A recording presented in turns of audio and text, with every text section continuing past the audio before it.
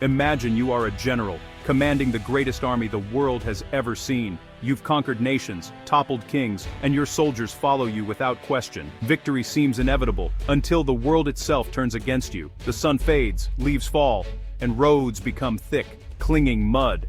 A biting wind chills your troops, and soon, snow falls in blinding sheets. Your unstoppable army grinds to a halt, not by enemy fire, but by the cold. Cannons freeze in snowdrifts, horses die, and your men are too numb to fight. You, the master of war, are powerless against winter. This isn't just a story, it's a pattern repeated throughout history. The greatest empires have been brought to their knees by winter's silent force. They planned for every enemy, but not for the weather. Underestimating nature sealed their doom. The cold has crushed empires and changed history forever. Winter is the silent enemy that no army can conquer. When we look back at history, our attention is often drawn to the faces of powerful leaders, the drama of epic battles, and the intrigue of political maneuvering that shaped nations. We pore over the ambitions and strategies of individuals, convinced that it is people alone who drive the course of events and change the world.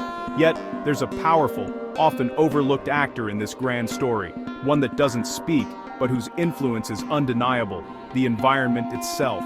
Towering mountains have shielded nations from invasion, fertile valleys have given rise to mighty empires, and devastating droughts have brought even the strongest governments to their knees. The environment isn't just a silent backdrop to human action, it's an active force, shaping every decision, every movement, and every outcome in history. For ancient peoples, nature was everything.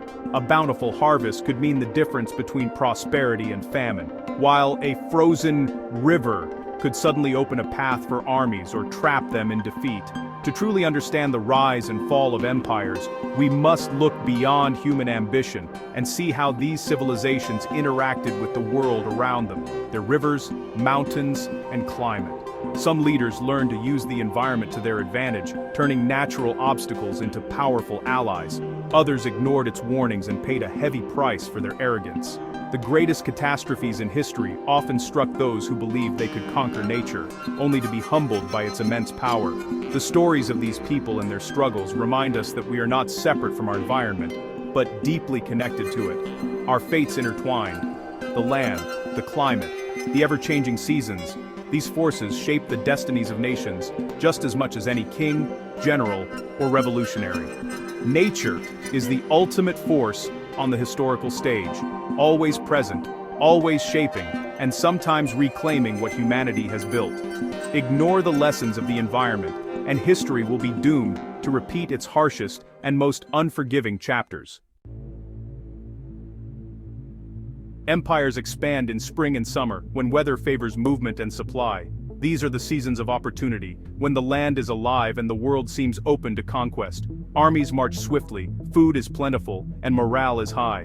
The sun shines on banners, and victories feel inevitable, as soldiers press forward with confidence. Rivers are open, roads are dry, and victories come easily. The landscape itself seems to aid the conquerors, making every campaign seem destined for success. But as autumn arrives, rain and mud slow the advance. The ground turns treacherous, and every step forward becomes a struggle against the elements. Crops vanish, supply lines stretch thin, and disease spreads. Hunger and exhaustion begin to sap the strength of even the most disciplined troops. Winter brings true crisis: freezing cold, dwindling food, and impassable roads. The world turns hostile, and every mile is paid for in suffering. Rivers freeze, soldiers suffer frostbite, and survival becomes the only goal. The cold is merciless, stripping away hope and strength. Armies that once seemed invincible are reduced to desperate, starving men. The proud ranks of summer are now shadows, fighting not for glory, but for life itself. Winter exposes the limits of power and planning. No strategy can fully overcome the relentless force of nature. Many empires have faltered, not from enemy action, but from the relentless force of the seasons. The cold claims more than any sword or spear. The environment tests every ambition, turning dreams of conquest into battles for survival. Those who ignore the seasons pay the ultimate price. History is littered with the remains of armies who underestimated the power of winter. The true strength of an empire is revealed not in summer's glory, but in winter's trial. Only those who endure the cold can hope to endure history. History's greatest defeats often come with the first snowfall. The turning of the seasons marks the turning of fortunes.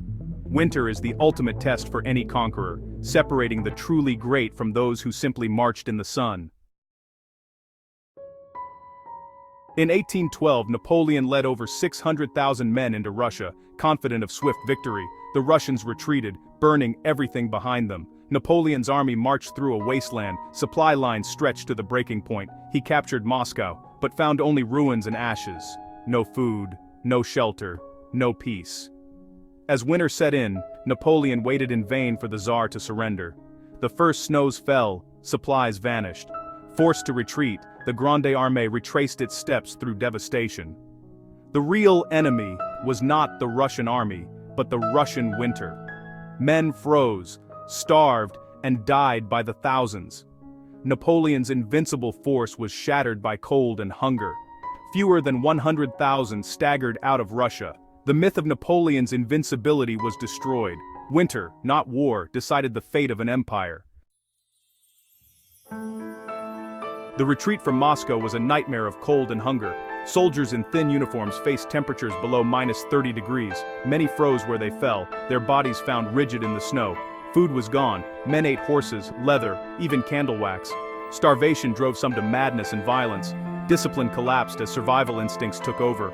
Frostbite claimed fingers, toes, and lives. Muskets and tools froze, becoming useless. Survivors described roads lined with frozen corpses.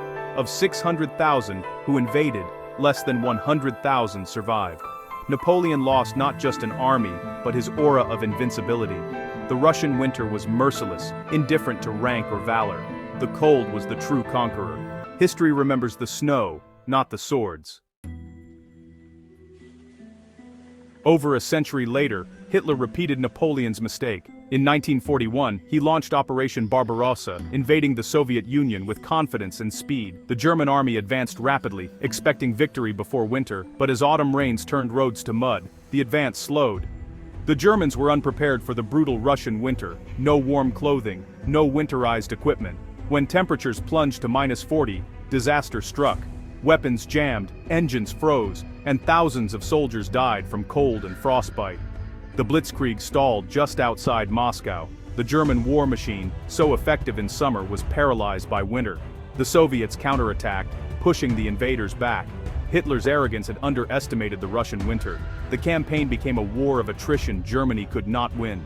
The cold, once again, proved deadlier than any army. History repeated itself. Nature, not man, decided the outcome. The Eastern Front became a frozen graveyard for Hitler's ambitions. Winter was the Soviets' greatest ally. Winter can be a weapon for those who know how to wield it. In 1939, Finland faced a massive Soviet invasion.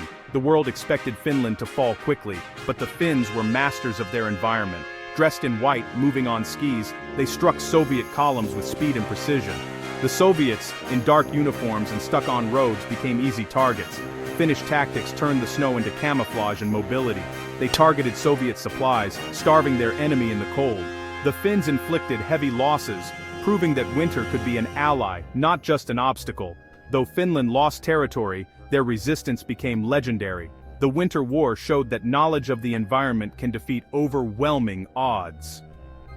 In the cold, preparation and adaptation are the keys to survival.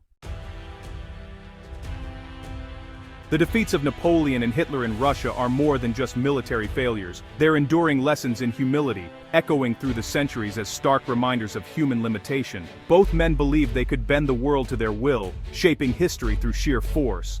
But they ignored the overwhelming power of nature, which cares nothing for ambition or strategy.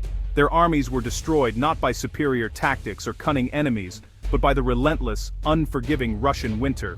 A force that no general could outmaneuver.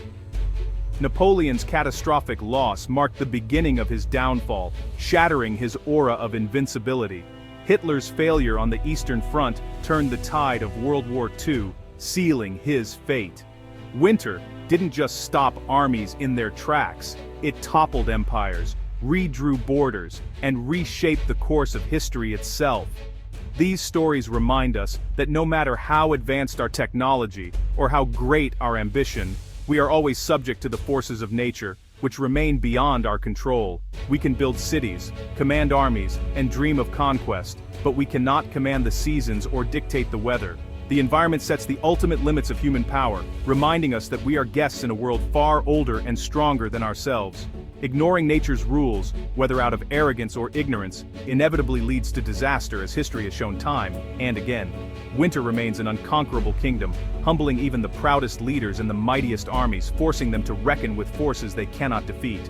The frozen fields of Russia stand as a silent testament to nature's final say, where the ambitions of men are buried beneath the snow. For all our achievements and progress, we are still part of the world we seek to master, never truly above it. Survival, both in war and in peace, depends on understanding and respecting the environment, adapting to its challenges rather than trying to conquer it. In the end, nature always has the last word, reminding us of our place in the grand story of the Earth.